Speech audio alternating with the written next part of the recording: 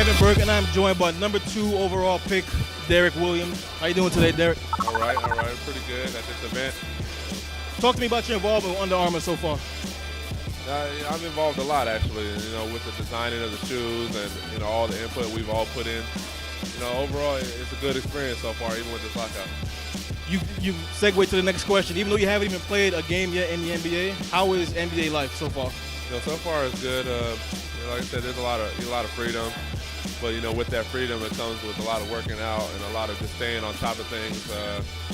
Basically, staying on top of your schedule, and I think that's really the main thing that everybody has to stay on track of is basically their own schedule and just working out as much as you can, and especially with the lockout. You never know when it'll start.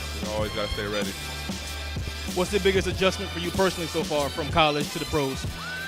I think the biggest adjustment is basically just pushing myself. Just pushing myself to be better, better than I was in college. And I think each and every year, you want to get better. You want to work on something new. And I feel like I'm doing that right now. Just trying to just keep getting better and better. Obviously, you had 2 years left, eligibility at Arizona. You decided to come to the NBA. In lieu of what's going on with the lockout, do you regret making that decision? No, I don't. I left Arizona, in good hands. We have, a couple good recruiting classes. I feel like, if I would have stayed, those recruiting classes wouldn't be there right now. So, I'm just always trying to put, Arizona in the best, place possible, and that place was for me to leave, and let the future recruits come in and do better than what I did. And I think that's really what it's about. A lot of guys from the NBA are going overseas because of the lockout. Has that entered your mind at all? Yeah, I haven't canceled anything out about overseas. I'm always keeping one window open for that, especially if they keep canceling, weeks by weeks by weeks. So, hopefully they stop doing that. We can just hopefully just keep playing. And, we're all looking forward to having our family and, our friends being at our first game and just so we can play. We're better, on the court than off the court, doing all this media and stuff like that. So, we all just want to play and do what we're best.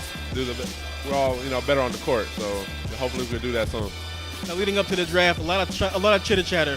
Who should be the number 1 overall pick? Yourself, Kyrie Irving. You laughed already. You can be honest with us now. Do you feel like you should have been a number 1 overall pick? I think there's a lot of people that that didn't really know too much about West Coast and the basketball, and there's a lot of East Coast bias. I believe in that just because Arizona we were in the top 25 for basically half the year, and we still didn't get the publicity that we needed. So I feel like, for instance, if Arizona was in a different conference on the East Coast, I feel like I would have been a number 1 pick. But at the end of the day, God puts us in a position. And he put me at number 2. You can't get much better than number 2. I'm happy, and I feel like I'm in a better spot actually in Minnesota with the team that they currently have, and just all the players that they have. With Beasley, West, all the young players. I think that we could be pretty good in a year or so.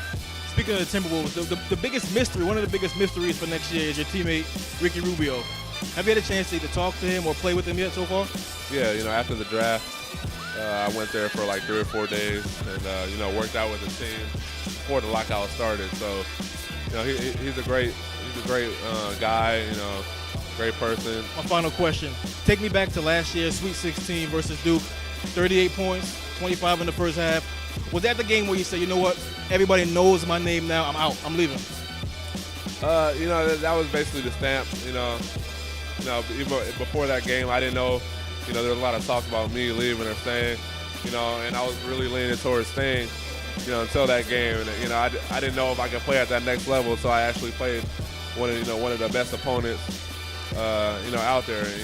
Once I did that, I felt like that was a stamp on the whole season. And, especially for the Arizona fans that, in 2001 we lost the championship game to Duke, and that was a little payback, especially for our fans. You made a wise decision. Best of luck next year, man. Appreciate it.